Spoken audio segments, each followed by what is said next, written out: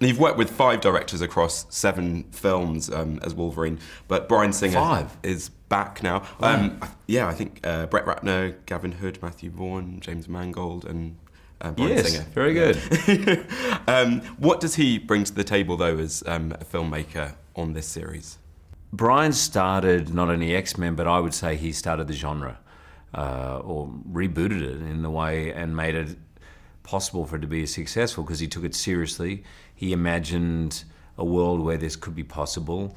He also made it very human and set a tone right off the bat in the concentration camps of World War II that this was going to be something that was going to be somehow rooted in history, and as fantastical as it would be, you will be able to relate and care for these characters.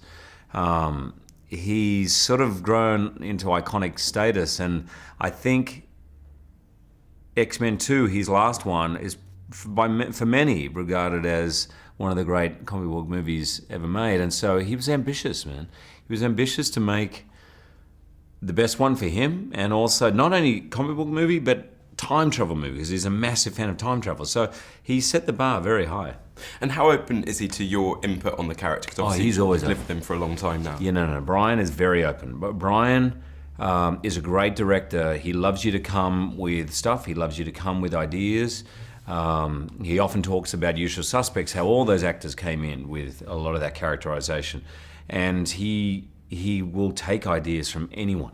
I mean, he says to me, the thing that sealed the deal for me getting the part was the nod of approval from the security guard who was working on the set. Wasn't an actor. He goes, yeah, that guy's cool. And he said that. So he will kind of listen to anyone, actually.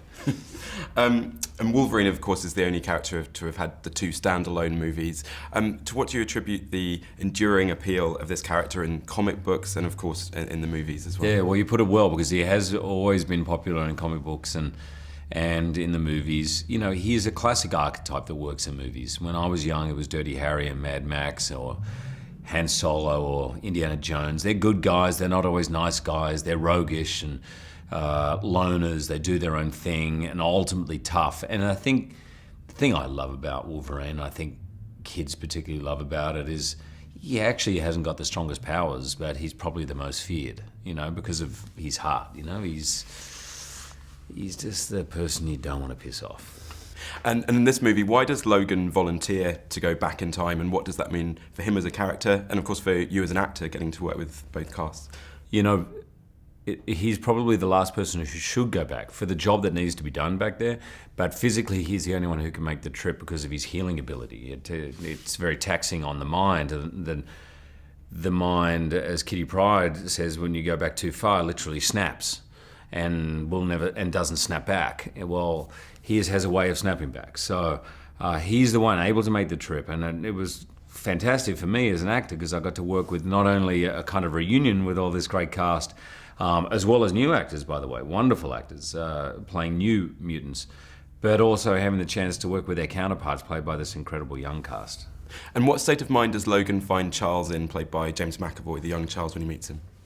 It's a very different Professor X than I ever imagined, I think, than the audience ever imagined. It's fair to say, at the lowest point of his life, very unmotivated, locked off from the world, not wanting to be part of the X-Men or any kind of group, and he's disillusioned, and he takes a lot of convincing to do anything, let me tell you. And what about getting to see Ian McKellen and Patrick Stewart? You're working with them again, but seeing them work face to face. Well, it's always great, you know. And of course they've just done a couple of plays which I've just seen. They're such close friends. They've worked together, obviously on this. They knew each other, I think, at the RSC. And it's not lost on them how great it is to have the opportunity in these films to play these iconic characters. And really, I think their relationship is, even though I've been in every movie, the relationship of Professor X Magneto is the heart of the movie. It was really the launching point for the comic book. It was an allegory for Malcolm X and Martin Luther King. And so it's always had this kind of weightier ideals underneath it, you know, and I think they represent them better than anyone.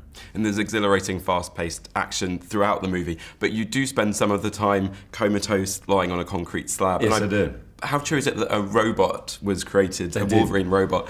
They made a complete dummy, which is terribly frightening. Bryan Singer said he did put me in very uncompromising situations with that robot, but I actually ended up doing pretty much all of it. They created it because in the middle of shooting, I had to promote the Wolverine.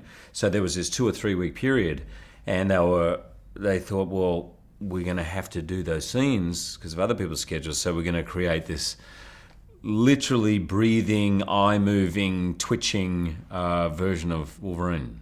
I think Ian McKellen said good morning to it at one point. I'm sure. And just finally, how has being part of these movies enriched your life as an actor? Oh, it's a great question. Incredibly. I mean, I love the part. I find the part challenging. And it's been the basis of my career. There's no doubt. I will never be able to look back at anything I've done without realizing the connections that this character has made. It has allowed me to work with 5 incredible directors on a great part that continually challenges me and inspires me. And it's a real blessing. Hugh Jackman, thanks very much. My pleasure, man.